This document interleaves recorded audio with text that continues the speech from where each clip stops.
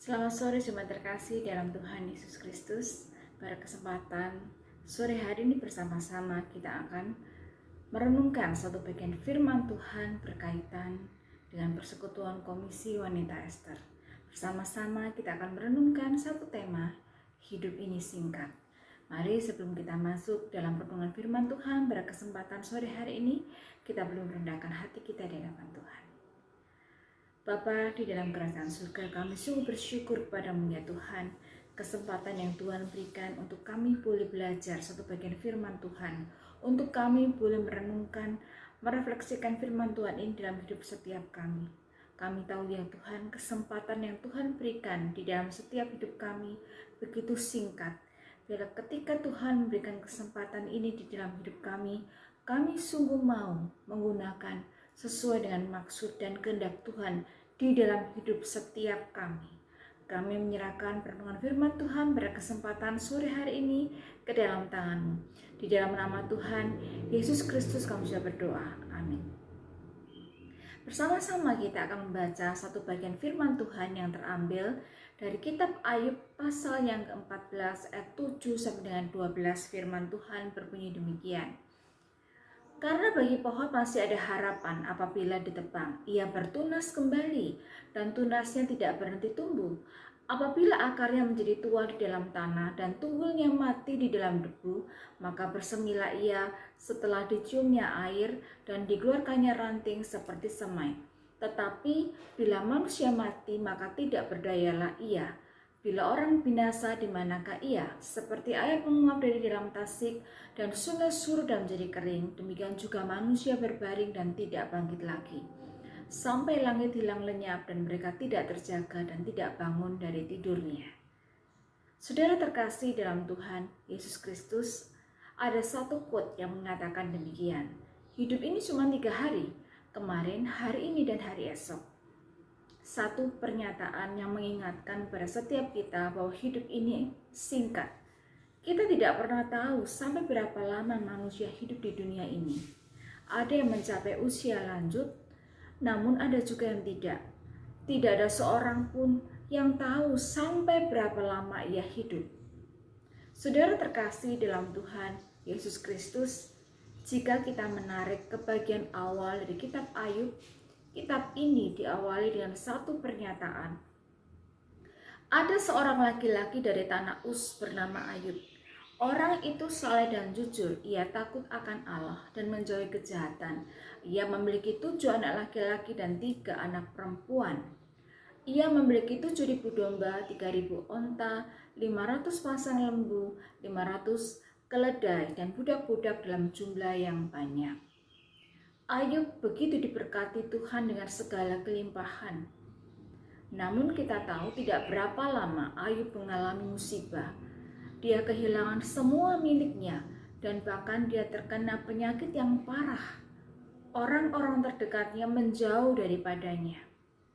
Apa yang dialami oleh Ayub sesungguhnya adalah realita kehidupan yang bisa naik turun. Saudara terkasih dalam Tuhan Yesus Kristus, di dalam Ayub pasal yang ke-14 ayat yang pertama dituliskan demikian. Manusia yang lahir dari perempuan, singkat umurnya dan penuh dengan kegelisahan. Satu pernyataan yang mengingatkan kita semua bahwa hidup manusia itu begitu singkat, penuh dengan pergumulan dan kesulitan. Tidak ada manusia yang sepenuhnya bisa lepas dari pergumulan, dan tidak ada manusia yang bisa hidup selamanya di dunia ini. Di dalam ayat 7 sampai dengan yang ke-9, Ayub mencoba membandingkan hidup manusia itu dengan tumbuhan. Karena bagi pohon masih ada harapan ketika ditebang bisa bertunas kembali. Tumbuhan ini ciptaan Tuhan yang mungkin bisa bertumbuh jika dia ditebang dibandingkan dengan manusia. Asalkan pohon itu tidak dihancurkan akarnya, maka masih ada harapan buat dia untuk boleh bertumbuh kembali. Tunggul yang kering atau gundul yang tertinggal di dalam tanah sehabis satu pohon itu ditebang, kadang-kadang akan mengeluarkan cabang-cabang yang lembut, yang akan tumbuh dan berkembang menjadi tanaman yang baru. Apa sih tunggul itu?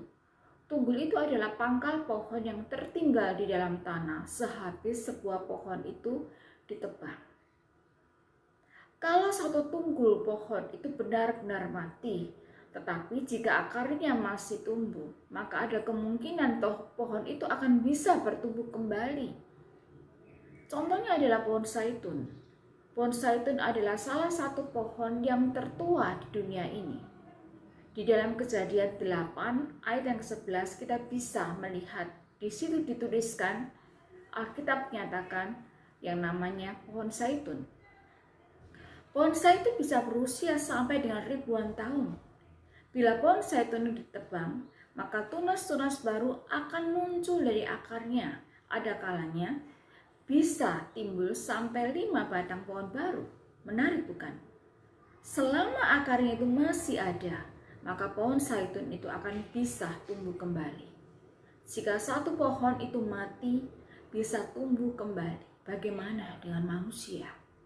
Saudara terkasih di dalam Tuhan Yesus Kristus, di dalam ayat yang 10 dikatakan bahwa jika manusia mati, dia tidak berdaya. Betapa kuatnya seorang manusia itu, betapa pemberaninya dia, pasti dia akan mati.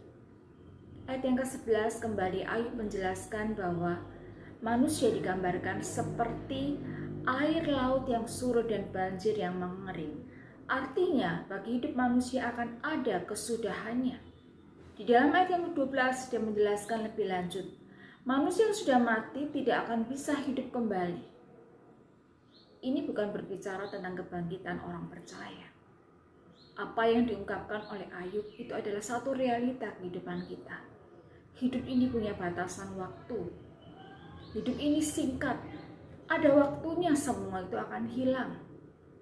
Kedudukan kita, posisi kita, popularitas kita, harta kita, pengaruh kita, kesuksesan kita akan tiba waktunya hilang dan digantikan oleh yang lain.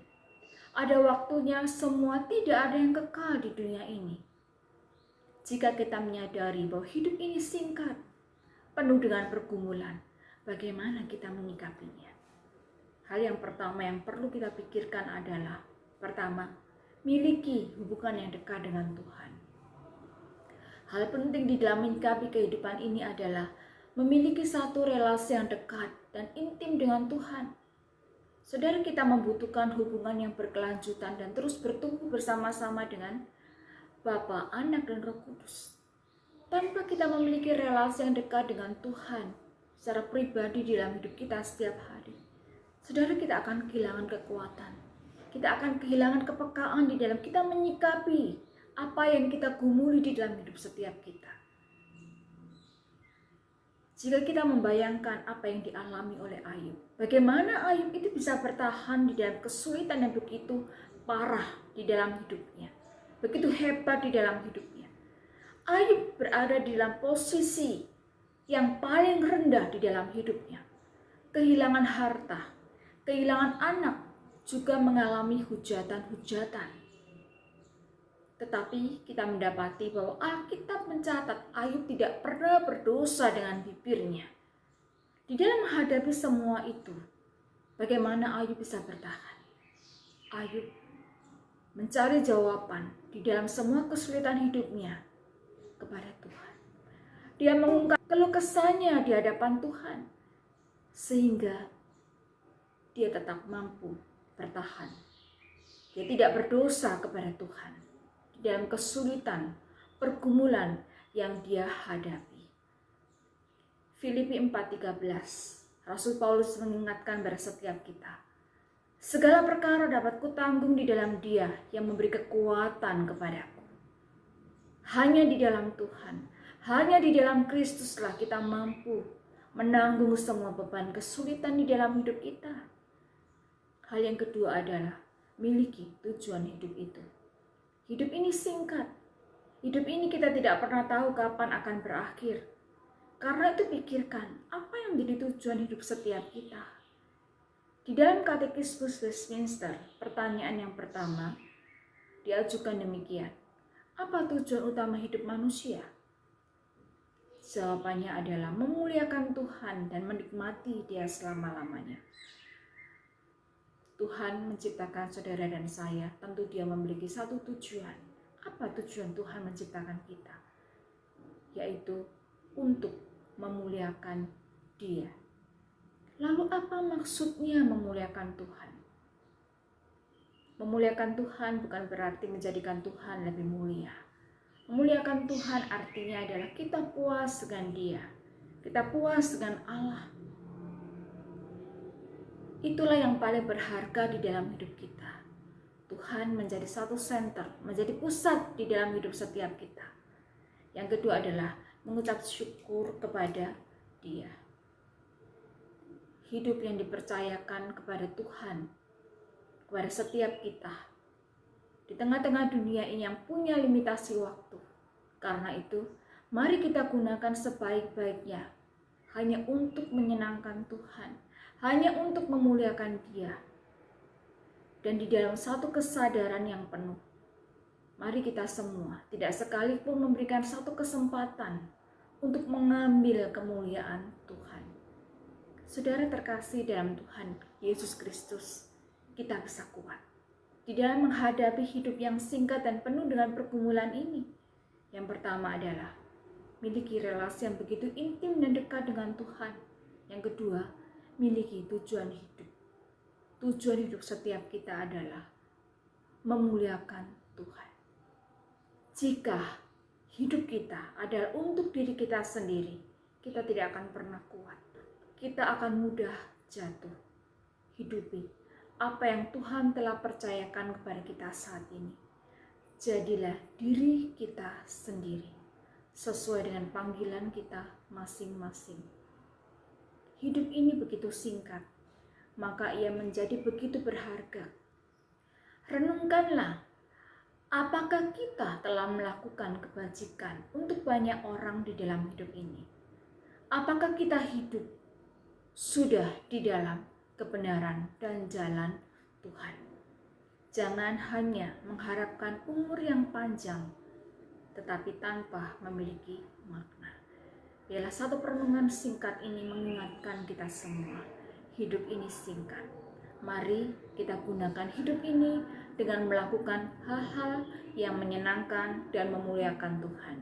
Amin.